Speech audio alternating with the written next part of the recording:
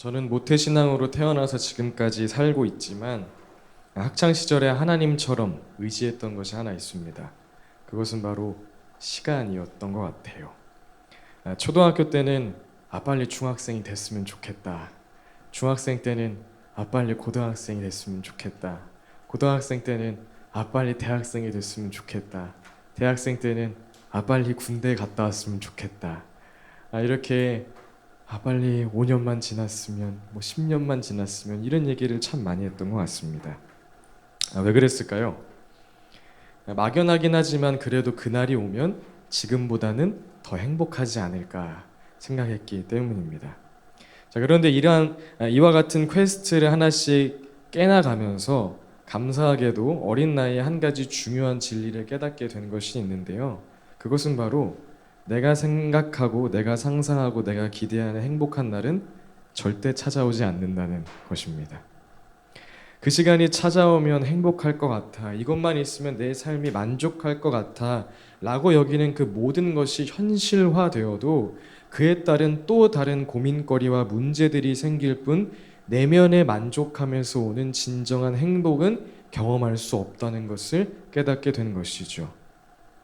그리고 동시에 인간이 그렇게 아무리 발버둥 치면서 얻고자 하는 것을 다 얻어도 진정한 만족과 행복에 이룰 수 없는 이유는 사람은 우리가 우리를 평가하는 것보다 훨씬 위대한 존재이기 때문이라는 것을 알게 되었습니다. 사람은 본래 죄인이기 전에 하나님의 형상을 따라 지음받은 위대한 존재라는 것을 알게 된 것이죠. 창세기 1장 27절 말씀입니다. 우리 함께 읽어볼까요? 시작. 하나님이 당신의 형상대로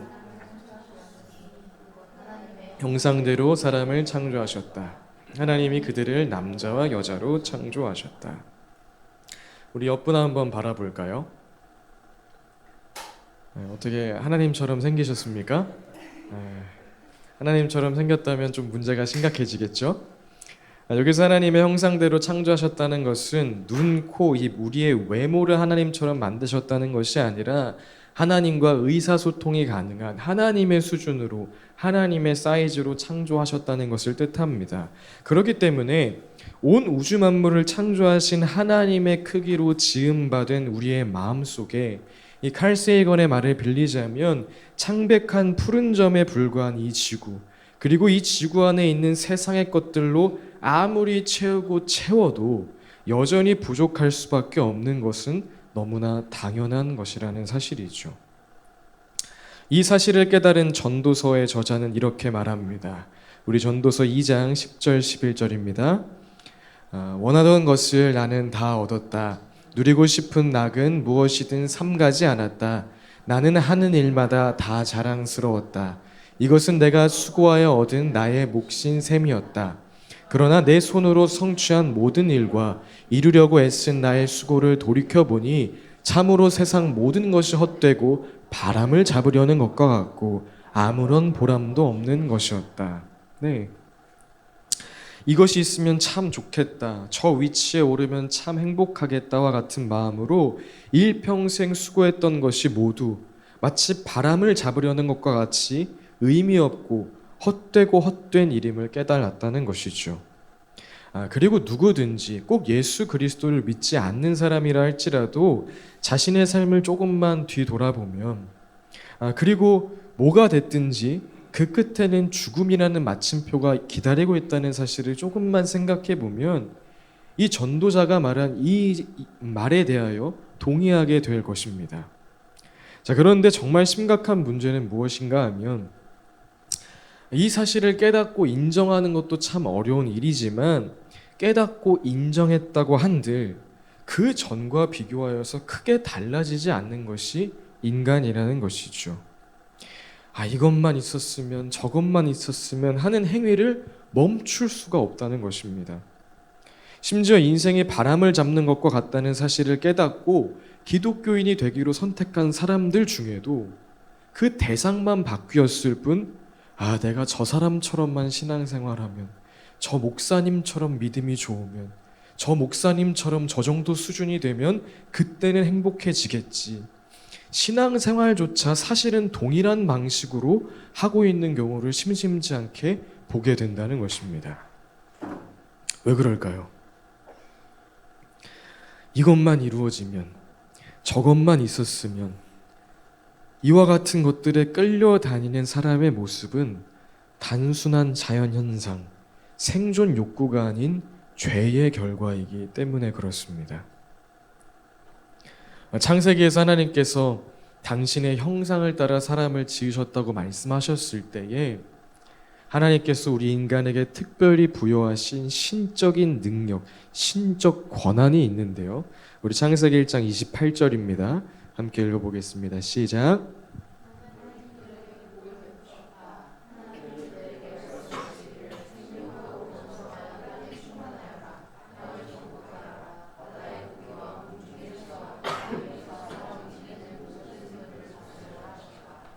네, 사람에게 부여하신 신적 권한은 바로 모든 피조 세계를 컨트롤할 수 있는 능력을 주셨다는 것입니다. 다른 말로 하자면 우리가 선택한 대로 이루어질 수 있는 자유의지를 허락하셨다는 것이죠. 오늘 내가 거룩하게 살기로 선택하면 거룩하게 살 수 있고, 행복하기로 선택하면 얼마든지 행복할 수 있고, 오늘 내가 누군가를 용서하기로 마음먹으면 용서할 수 있는 그 파워를 주셨다는 거예요. 자, 그런데 바로 이 능력을 아담과 하와가 선악과를 따먹는 원죄를 범함으로 인하여 상실하게 되었다는 것이죠.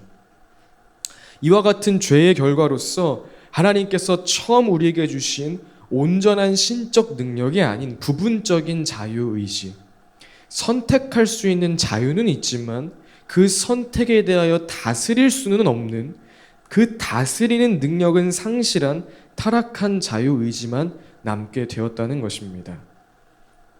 내가 돈을 벌기로 선택해도 내가 선택한 만큼의 돈을 벌 수도 없고, 도리어 돈을 다스리는 것이 아닌 돈에 의해 이리로 저리로 끌려다니는, 이 분노하기로 선택했다면 내가 선택한 만큼 분노하고 딱 끝나야 되는데, 분노의 감정에 의하여 오히려 내가 이리로 저리로 끌려다니는, 선택하기는 하나 그 선택에 오히려 지배당하는 삶이 시작되었다는 것이죠. 이것이 있어도 저것이 있어도 만족할 수 없다는 그 사실을 깨달아도 여전히 이것만 있으면 저것만 있으면 피조세계를 다스리는 것이 아닌 피조세계에 끌려다닐 수밖에 없는 이유, 이 바로 인간 창조 원리 속에 담겨있는 죄의 결과이기 때문이라는 것입니다. 그리고 이와 같은 죄가 정말 심각한 이유는, 이 죄는 하나님께서 허락하신 단 한 번뿐인 이 땅의 삶을 불만족, 불평, 원망, 시기, 질투, 미움으로 채우게 할 뿐 아니라 결국 영원한 죽음에 이르게 하기 때문에 매우 심각한 것입니다. 로마서 5장 12절 이렇게 기록되어 있는데요. 함께 읽어보겠습니다. 시작.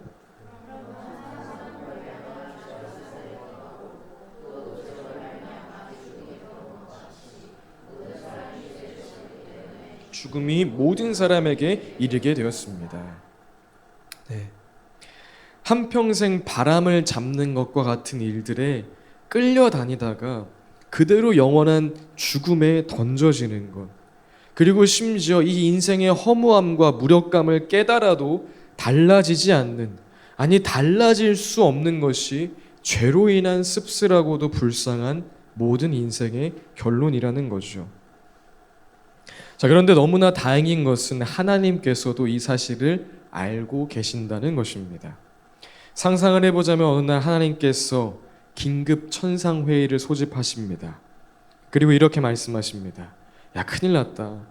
사람에게 부여한 이 능력이 죄로 인하여서 자신을 찌르고 또 서로를 찔러 죽이는 그런 칼이 되어버렸구나.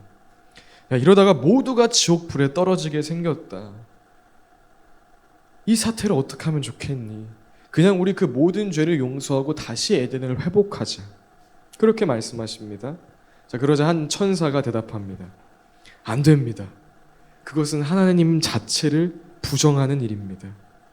공의롭고 정의로우신 하나님께서는 죄의 값을 치르지 않고 그냥 용서해 주실 수 없는 분이십니다. 그러자 하나님께서 답하십니다. 자, 그래? 자, 그럼 사람들로 하여금 그 죄값을 치르게 하고 용서해 주자. 그러자 또 다른 천사가 말하죠. 안 됩니다. 죄에 대한 값은 죽음으로 명시되어 있기 때문에 그들이 그의 죄값을 치르면 온 인류는 사라지게 될 것입니다. 죄값을 치르지 않으면 그들의 죄를 용서할 수 없고 죄값을 치르게 하면 온 인류가 삭제되는 이 딜레마에 빠진 것이죠. 그때 하나님께서는 야, 좋은 방법이 있다. 그렇게 말씀하십니다. 고린도전서는 이를 하나님의 지혜라고 표현하는데요. 우리 2장 7절 함께 읽어보겠습니다. 시작.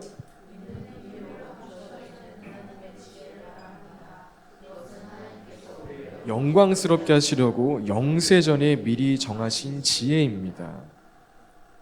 하나님께서 죄로 인하여 평생을 피조세계를 다스리는 것이 아닌 이 피조세계에 의하여 이리로 저리로 끌려다닐 수밖에 없는 우리를 다시 영광스럽게 하시기 위하여 원형의 모습을 회복해 하기 위하여 하나의 지혜를 발휘하셨다는 것입니다. 여러분, 그 지혜가 무엇일까요? 요한복음 3장 16절입니다. 우리 큰 목소리를 읽어보겠습니다. 시작. 하나님께서 세상을 이처럼 사랑하셔서 외아들을 주셨으니 이는 그를 믿는 사람마다 멸망하지 않고 영생을 얻게 하려는 것이다. 우리 한 번 더 읽어볼까요? 시작. 하나님께서 세상을 이처럼 사랑하셔서 외아들을 주셨으니 이는 그를 믿는 사람마다 멸망하지 않고 영생을 얻게 하려는 것이다. 아멘. 저와 여러분을 이 세상을 사랑하심으로 죄 없는 당신의 본체이신 예수 그리스도를 이 땅에 보내셔서 예수님께서 우리의 모든 죄를 대신하여 사형이라는 형벌을 받게 하시는 것이 하나님의 지혜였다는 거예요.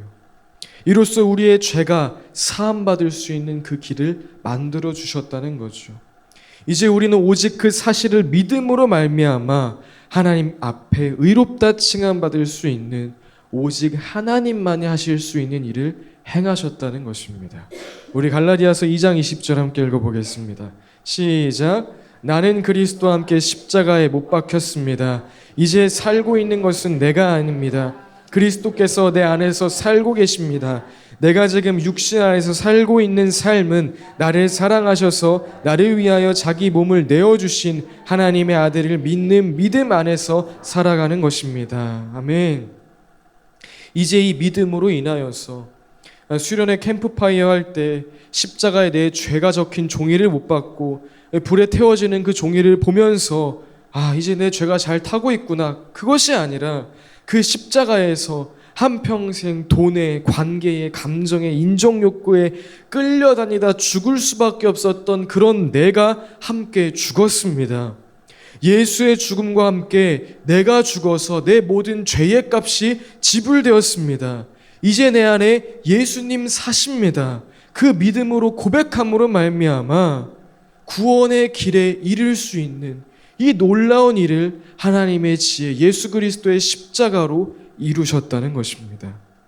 이로써 히브리서 2장 15절에 또 일생 동안 죽음의 공포 때문에 종노릇하는 사람들을 해방시키기 위함이었습니다. 기록되어 있는 것처럼 이제 더 이상 이것만 있으면 행복할 것 같아, 저것만 있으면 만족할 것 같아, 역으로 말하면 나 이거 없으면 죽을 것 같아, 저거 없으면 죽을 것 같아, 그런 죽음의 공포 때문에 종노릇하던 삶의 해방을 선포할 수 있게 되었다는 것입니다.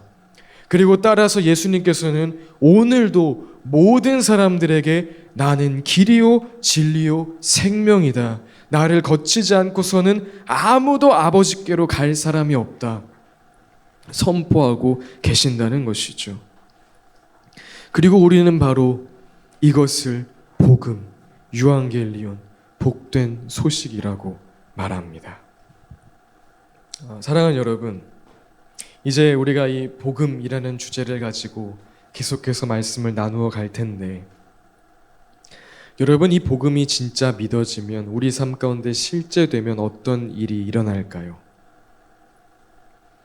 우리 새로운 말씀 시리즈의 표어로 말씀을 풀어가자면 먼저는 살아납니다. 훌륭한 의사, 훌륭한 소방관 혹은 훌륭한 변호사 중에는 과거에 심하게 아팠거나 죽을 위기에 처했거나 억울한 누명을 쓸 뻔했던 그런 스토리가 있는 사람들이 있습니다. 이것이 어떤 의미죠? 과거에 심하게 아픈 나를 고쳐준 의사, 죽을 위기에서 구해준 소방관, 억울한 나의 가족을 구해준 그런 변호사를 만났던 경험이 있다는 것이고, 그들을 통해 나도 저 사람처럼 살아야겠다, 그 마음을 품게 되었다는 것이겠죠. 여러분, 인간사 안에서도 죽을 위기 가운데 만난 은인은 감동을 주고 삶의 의미와 목적을 주고 그 일을 이루어갈 의지를 주는데, 영원한 죽음에서 나를 구하신 예수 그리스도를 진정 만났다면 죽기를 두려워하여서 한평생 이것에 저것에 끌려다닐 수밖에 없는 나를 해방시키기 위해 예수님께서 목숨값을 지불하셨다는 그 복음이 실제 되었다면 예수님을 위한 삶의 목적이 생기고 예수님을 향한 삶의 열정이 생기고 예수님을 따르는 삶에 대한 의지가 우리 안에 살아나는 것은 너무나 당연한 결과라는 것입니다. 반대로 복음을 만나고 예수님을 믿는다고 말함에도 불구하고 삶이 점점 우울해지고 꿈과 비전과 목적 없이 그냥 평범하게 살아야겠다, 뭐 주님 알아서 다 하시겠지, 뭐 내가 원하는 거 주님 꼭 좋아하지 않잖아, 그런 허무주의 비슷한 삶에 빠져 살고 있다면 예수 그리스도의 십자가가 진정 나에게 복된 소식이 되었는가, 정말 복음을 제대로 만난 적 있는가 정밀하게 점검해야 하는 부분일 것입니다. 또 이 복음을 만난 자들은 어떻게 될까요? 두 번째, 살아내게 되어 있죠. 복음을 만났다는 것은 새로운 삶의 목적, 새로운 삶의 의미를 향하여서 나의 삶이 돌아섰음을 의미할 뿐 아니라 이제 그 방향으로 계속해서 걸어감을 의미하는 것이기 때문입니다. 베드로전서 3장 18절 이렇게 말합니다. 함께 읽어볼까요? 그리스도께서도 죄를 사하시려고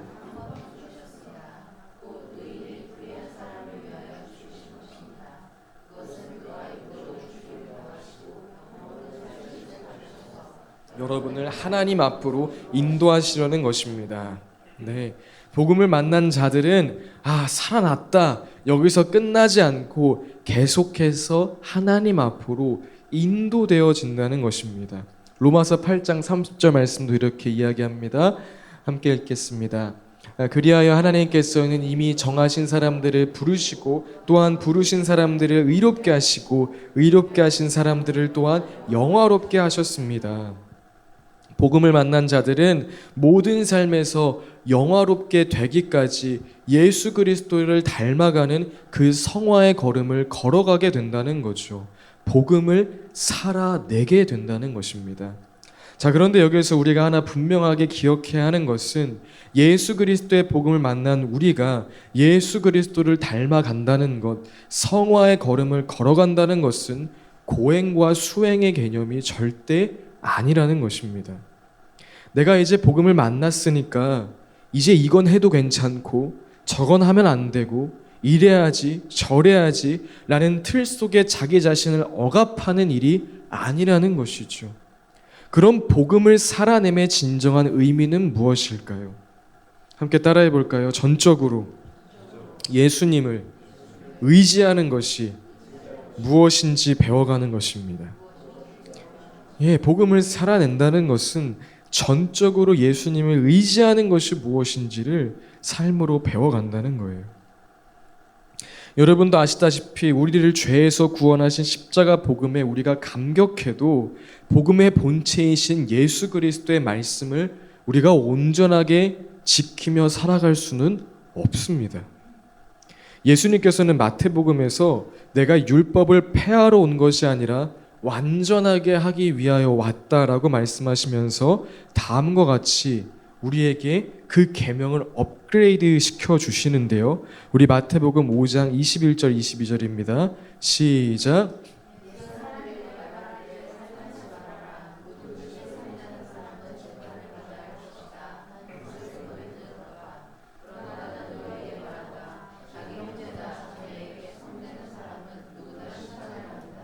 자기 형제나 자매에게 얼간이라고 말하는 사람은 누구나 공의회에 불려갈 것이요 또 바보라고 말하는 사람은 지옥불 속에 던져질 것이다. 큰일 났죠. 우리 마태복음 5장 27절 28절도 함께 읽어볼게요. 시작.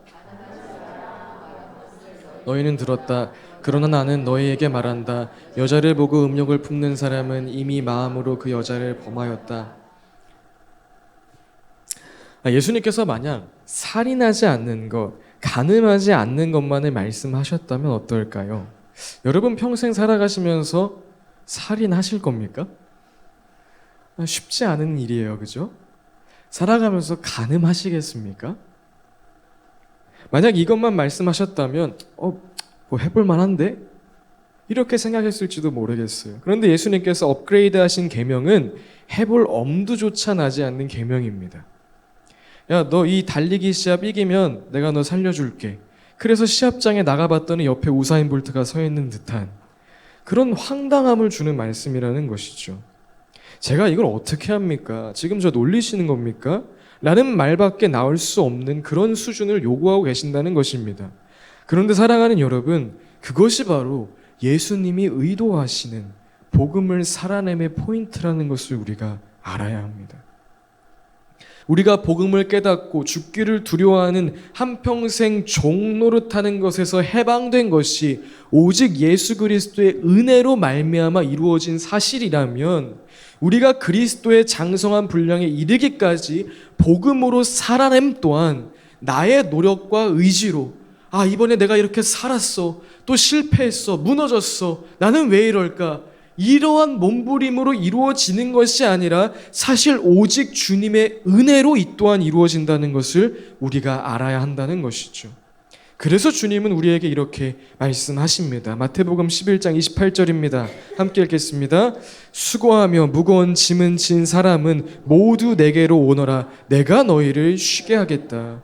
복음을 살아내면 그렇게 안 되는 나, 도저히 하나님 앞에 의롭게 살아갈 수 없는 나, 예수님 닮은 구석이라고는 찾아볼 수 없는 나를 발견할 때마다 나 혼자 끙끙거리는 것이 아닌 주님께 온전히 내어드리는 것, 주님만 온전히 의지하는 것, 주님만 온전히 붙드는 것이 무엇인지 경험하는 시간이라는 것입니다. 데살로니가전서 5장 23절입니다. 함께 읽겠습니다. 시작. 평화의 하나님께서 친히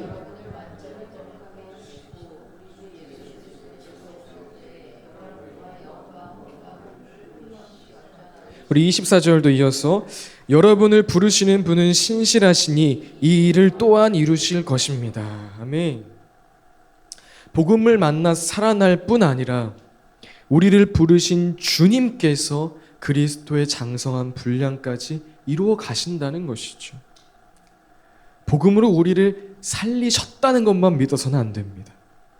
살려놓고 자, 지금부터 너 알아서 거룩하게 살아, 이렇게 말씀하시는 것이 아닌 우리를 부르신 분은 신실하시기 때문에 이 일을 그 주님께서 이루심 또한 믿는 것, 그 주님을 전적으로 의지하는 것이 무엇인지 우리의 삶으로 배워가는 것, 그것이 복음의 살아냄이라는 것이죠. 복음으로 살아날 뿐 아니라 살아내는 저와 여러분 되시길 예수님의 이름으로 축복드립니다. 자, 그렇다면 마지막으로 복음을 만나 살아나고 살아내는 인생은 어떻게 될까요? 복음으로 또 누군가를 살리는 삶을 살아가게 됩니다. 자, 먼저 복음을 만난 사람들, 복음을 만나서 살아난 자들은 앞서 이야기한 것처럼 예수 그리스도를 위해 살고자 하는 삶의 새로운 목적과 새로운 의지가 생기죠. 자, 그런데 바로 그 안에는 지상명령, 하나님 사랑과 이웃 사랑이 담겨져 있기 때문에 예수님의 마음으로 이웃을 사랑하고자 하는 마음이 이 복음으로 살아나고 살아낸 자들 가운데는 자연스럽게 생기는 것이며, 또 그 안에는 지상 위임, 땅 끝까지 이르러 내 증인이 되라 말씀하신 주님의 소원이 담겨져 있기 때문에 복음으로 살아나고 살아내는 자들은 반드시 복음으로 누군가를 살리는 이 복음 전도자의 삶을 살아가게 된다는 것이죠. 또한 전도라는 직접적인 용어를 사용하지 않아도 정말 복음을 만나서 살아나고 살아내는 사람들은 어디서나 당차며 어디서나 생기가 넘치며 어디서나 사랑이 넘치며 어디서나 기쁨이 넘치며 어디서나 자신감이 넘치기 때문에 오늘부터 우리가 함께 나눌 이 탈기독교 시대 전도라는 책에서 팀 켈러 목사님이 기독교인들은 세상이 보기에 불편하면서 동시에 매력적인 사람들이다 라고 표현하신 것처럼 우리는 세상의 방식을 죄라 말하기 때문에 세상 사람들이 우리를 불편해하지만 동시에 그들로 하여금 나도 저 사람처럼 한번 살아보고 싶다 느끼게 하는 그런 매력적인 사람이 된다는 것이죠. 그 매력으로 누군가를 그리스도께로 인도하는 살리는 자가 된다는 것입니다. 사랑하는 여러분, 오늘부터 약 5개월 동안 6, 7, 8, 9, 10 날씨가 추워지기 전까지 함께 복음 시리즈를 나눌 때에 살아나는 복음, 살아내는 복음, 살리는 복음을 정말 누리는 삶 살아가시길 예수님의 이름으로 축복드립니다. 우리 그 마음으로 한 번 더 인사할까요? 살아나고 살아내고 살리는 복음의 삶 살아갑시다.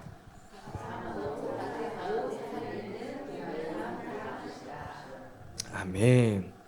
자, 이제 오늘 본문입니다. 누가복음 1장 3절 우리 함께 읽어보겠습니다. 시작.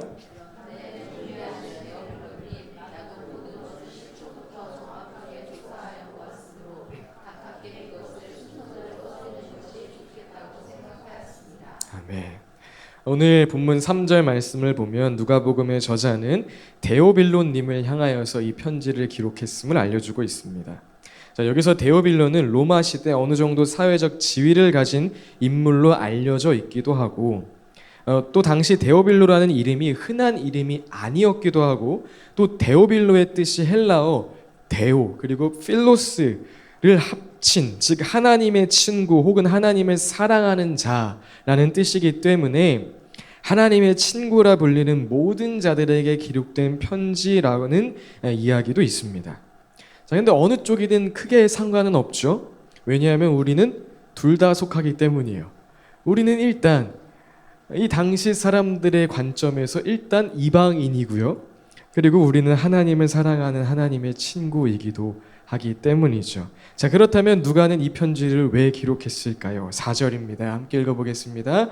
시작.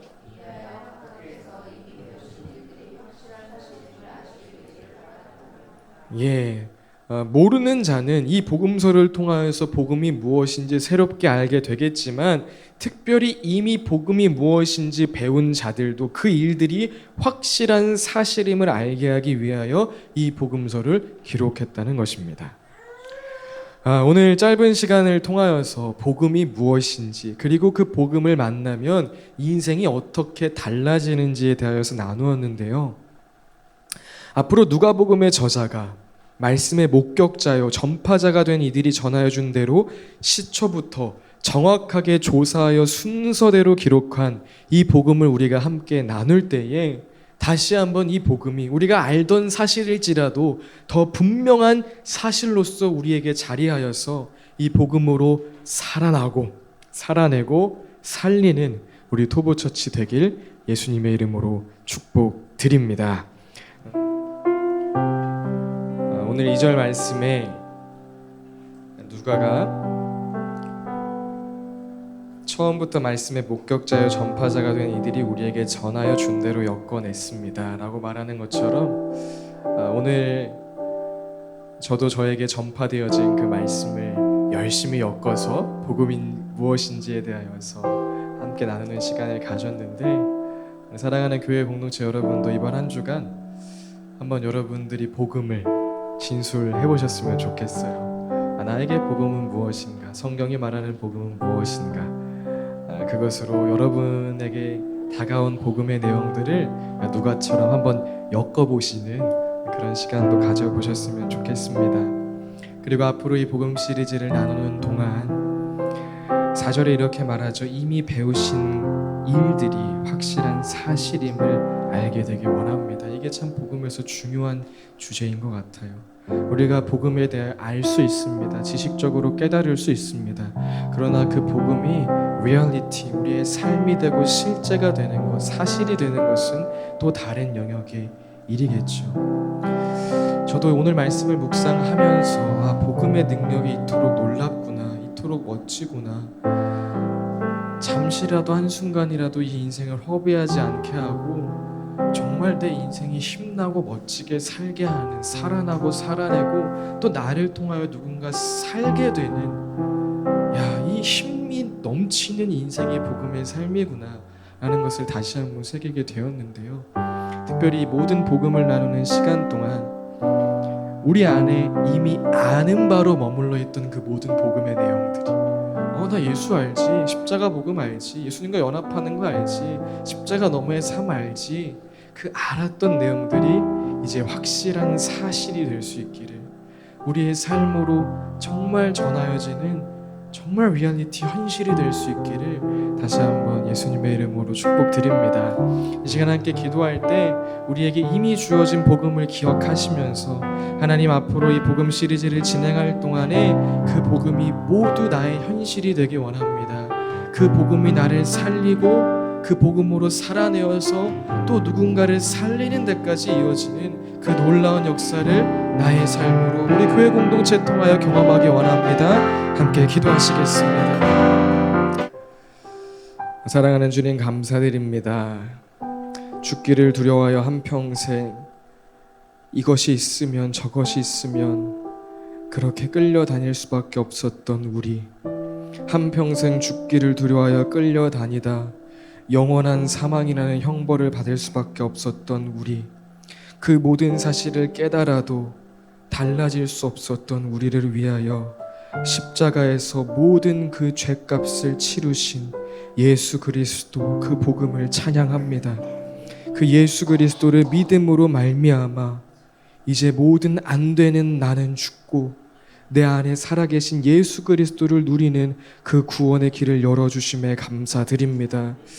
예, 주님, 그 복음을 만나면 이 복음은 우리를 살아나게 하며 또 그 복음으로 살아내게 하며 그런 우리를 통하여 또 누군가를 살리는 데까지 이어지는 그 놀라운 능력이 있음을 믿음으로 선포합니다. 주님, 우리에게 복음 시리즈 허락하셨사오니 이 기간을 통하여 이 복음의 능력 풍성하게 누리게 하여 주옵소서. 이미 배운 일들이 머릿속에 머무는 단순한 일이 아니라 확실한 사실, 삶 가운데 실제됨을 경험하는 기간 되게 하여 주옵소서. 그렇게 이루실 주님을 찬양합니다. 예수님의 이름으로 기도합니다. 아멘.